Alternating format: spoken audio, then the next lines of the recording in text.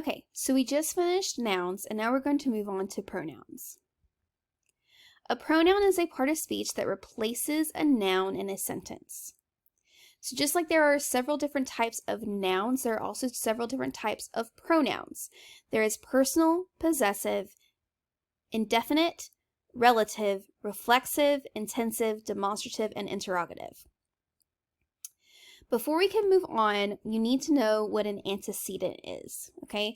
So in order to use pronouns correctly, you have to understand that an antecedent is the word that the pronoun refers to or replaces. It sounds a little complicated, but then we're going to use it and you're going to say like, oh, that makes sense, okay? So Sarah studied for the test and she got an A. Sarah is my antecedent. She is the pronoun. She is referring back to Sarah. Who studied for the test? Sarah did. She got an A. Okay? So the team won the game and it will advance. Who will advance? The team. It is referring back to the team. So team is the antecedent and it is the pronoun. My best friend is Carlos and he adopted a dog from the shelter. Who adopted the dog? My best friend. He adopted a dog from the shelter. So friend is the antecedent and he is the pronoun. When we think about pronouns, the most likely thing that you think about is, oh, that's how I refer to myself, and that is what's considered a personal pronoun. A personal pronoun is a pronoun that is used to refer to a specific person or thing. Example would be like he, she, it, and them. So personal pronouns, we have a singular form and a plural form. The singular form is I, he, she, it, his, her, hers, its, him, her, it, himself, herself, itself, and you. The plural forms are we, they, their, theirs, them, themselves, and also you. When you think about a personal pronoun, it has to grammatically match its antecedent. So if your antecedent, your subject, is singular, then your personal pronoun has to match it as a singular pronoun. Same thing if it was a plural subject, it is a plural pronoun. All right, so let's look at this sentence. A personal pronoun must grammatically match and have the same plural singular form as its antecedent. In this sentence, the word pronoun, right here, is our antecedent, and it's singular. Therefore, the word its, right here, is our pronoun, and that is matching because it's singular and the word pronoun is singular. They match. Now, when it comes to plural forms or singular forms of they, them, and their, that is also correct, just as an FYI. When we use personal pronouns, here's an example. I asked Luis to bring the document and he said he would. Who is he? Luis. He's referring back to that. So Luis is the antecedent. He is the pronoun. Okay? The antecedent and the pronoun both take on a singular form because we're talking about one person. The students studied for the test because they wanted to do well. Students is the antecedent and they is the pronoun. Now students refers to more than one. So therefore, my antecedent is plural, so my pronoun has to be plural, which is they. Moving on to possessive pronouns. A possessive pronoun is a noun that demonstrates ownership. Whose is it? It's mine. Whose is it? It's yours, okay? So it is something that shows ownership. If you own it, you change the form. So when you change the form from a personal pronoun to make it possessive, that means you own it, you change it to this. So I goes to my, you goes to your or yours, he goes to his, her goes to hers, and it goes to its. An example, the dog is mine. Whose dog is it? It's my dog, okay? The borrowed library books are theirs. Who do they belong to? Them, theirs. It's theirs, okay? Theirs is possessive and refers to who owns the books. Now, when you're talking about possessive pronouns, you do not put an apostrophe on those words. They are always combined fully, okay?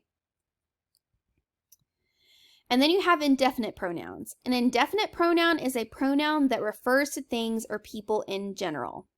We don't know how many there are. It's indefinite. We can't tell you, we can't pinpoint on it, okay? So few, everyone, all, anything, nobody, and some. Everyone had a great time at the game. Who had a great time? Everyone had a great time. Everyone. It's like all in general. Sarah told someone the secret. Who did she tell? We don't know. We just know she said someone. She told someone. We can't pinpoint who it is. It's very general.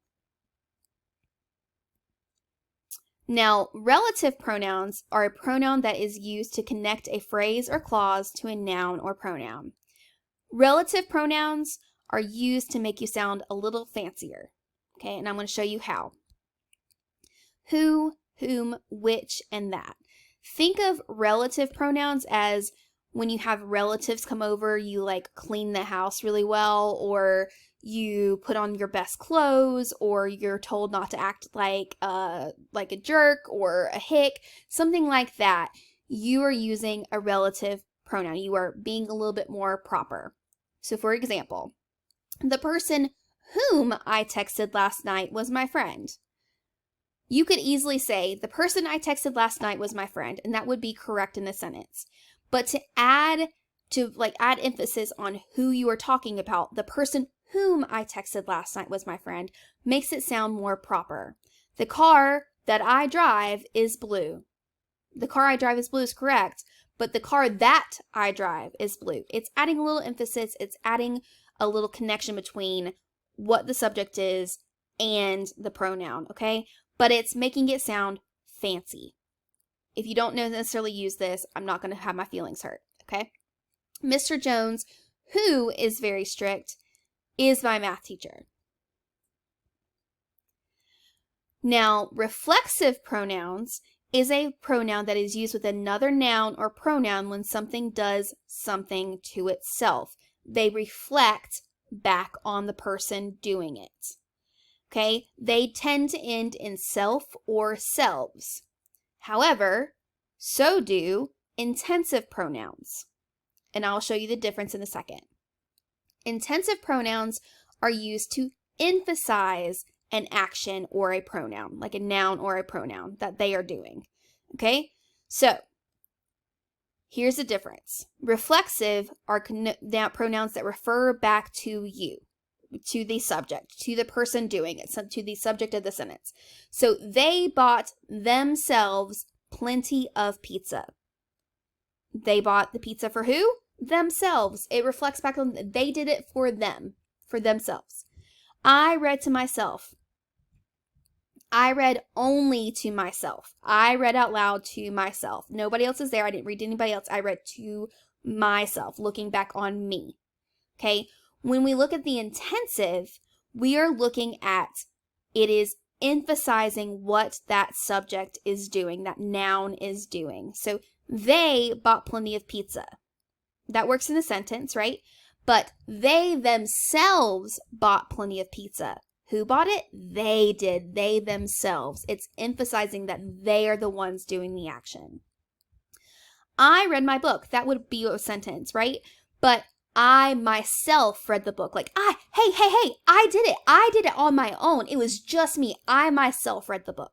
Okay? It is intensive. It is showing emphasis on that the subject is doing something or the subject is important in what is going on in that sentence. And then you have demonstrative pronouns. When I think about demonstrative pronouns, I think about demonstrating something. You have to show what it is. So demonstrative pronouns focus the attention on the nouns they are replacing.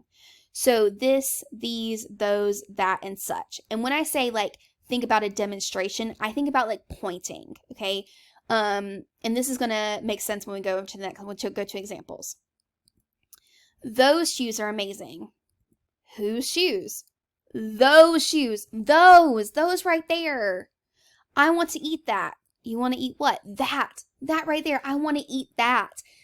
it is like if you can point to it, it is a demonstrative pronoun. Okay, you're demonstrating, you're showing. You have to like point or do or get up and walk over and show what you are doing or what that pronoun is talking about. Interrogative pronouns are pronouns that ask questions. So think interrogation. Interrogation is all about finding out information, okay? So when you are thinking about interrogative pronouns, it is something that is got a question word in it.